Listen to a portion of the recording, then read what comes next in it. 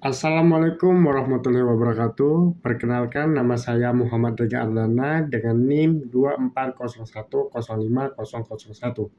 Pada video kali ini, saya akan memaparkan materi tentang sejarah perkembangan kaidah hukum dagang di Indonesia.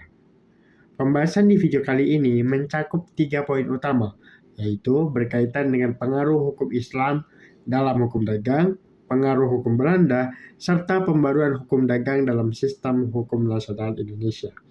Namun, sebelum saya membahas tentang sejarahnya, saya akan memberitahu dulu secara singkat tentang apa itu hukum dagang.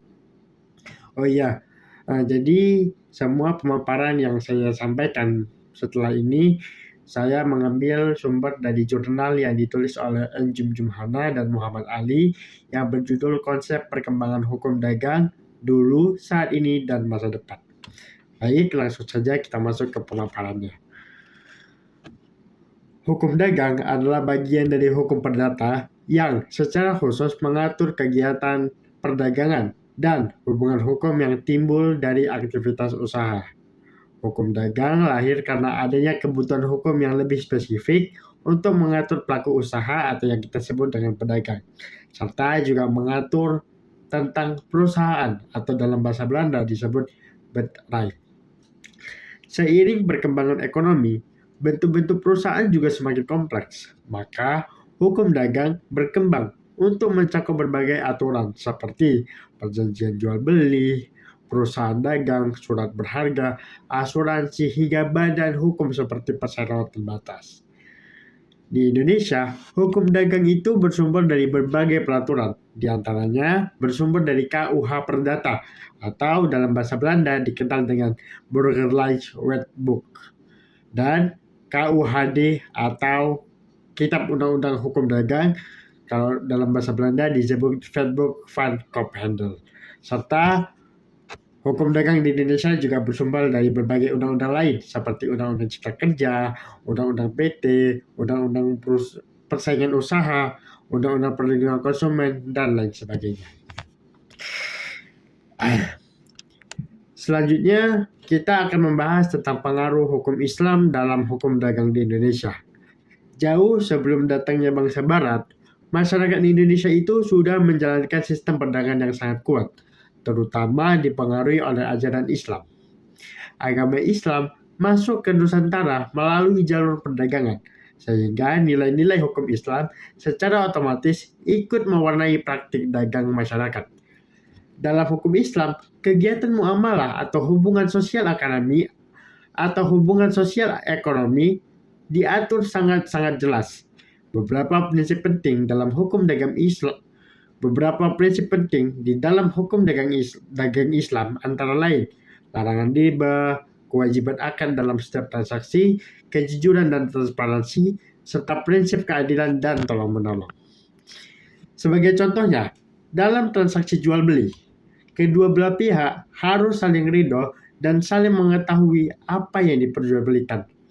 Jika ada unsur penipuan atau ketidakjelasan, maka transaksi tersebut dianggap batal. Nilai-nilai seperti ini menjadi landasan moral dan etika dalam perdagangan di Indonesia. Bahkan sampai saat ini masih sangat-sangat banyak orang yang mempraktikkannya. Kemudian kita akan masuk ke pengaruh hukum Belanda. Pada saat masa penjajahan Belanda, sistem hukum Indonesia mengalami perubahan yang cukup besar karena diterapkannya hukum Eropa dan juga karena pengaruh Belanda yang menjajah Indonesia lebih dari 3,5 abad. Makanya hampir semua hukum di Indonesia sangat terpengaruhi dari hukum Belanda. Nah, 2 kitab hukum utama dari Belanda yang sangat berpengaruh adalah Burgerlijk Wetboek atau KUH Perdata dan juga Wetboek van Koophandel atau KUHD, Kitab Undang-Undang Hukum Dagang. Sebenarnya, kedua kitab ini itu berasal dari hukum Prancis, yaitu Code Civil dan Code du Commerce jadi kedua kode ini adalah hasil kodifikasi hukum Prancis yang dipengaruhi oleh hukum Romawi kuno. Setelah Prancis menjajah Belanda, kedua kodifikasi ini yaitu Code Civil dan Code du Commerce diubah menjadi BW dan WFK. Di Indonesia, KUH Perdata dan KUHD mulai berlaku sejak 1 Mei 1848 di bawah pemerintahan kolonial Hindia Belanda. Setelah Indonesia merdeka, kedua kitab ini tetap berlaku dan masih berlaku sebagai hukum positif berdasarkan pasal 2 aturan peralihan Undang-Undang Dasar 1945. Karena pada waktu itu belum ada hukum nasional yang dapat menggantikan kedua hukum dari Belanda ini. Meskipun hukum-hukum ini masih bersifat kolonial, tapi sistem hukum Belanda ini menjadi fondasi kuat dalam pengembangan hukum dagang modern di Indonesia. Dan terakhir kita masuk ke pembaruan hukum dagang dalam sistem hukum nasional. Semakin seiring waktu, sistem hukum dagang warisan Belanda semakin dinilai tidak lagi memadai. Maka Indonesia mulai melakukan reformasi hukum, terutama di era-era modern sekarang seperti ini. Salah satu langkah besar yang diambil oleh pemerintah Indonesia adalah melalui Undang-Undang Cipta Kerja atau Omnibus Law. Undang-undang ini dapat mengubah lebih dari 70 undang-undang yang sudah ada, termasuk yang berkaitan dengan perizinan usaha dan badan hukum. Beberapa perubahan penting antara lain berkaitan dengan dihapusnya kewajiban SIUP atau Surat Izin Usaha Perdagangan, serta penerapan sistem OSS atau Online Single Submission, dan diperkenalkannya perseroan terbatas perorangan untuk mendukung UMKM beserta startup. Dengan sistem-sistem seperti ini, pelaku usaha tidak lagi harus repot mengurus izin secara manual, tetapi bisa langsung daftar melalui online.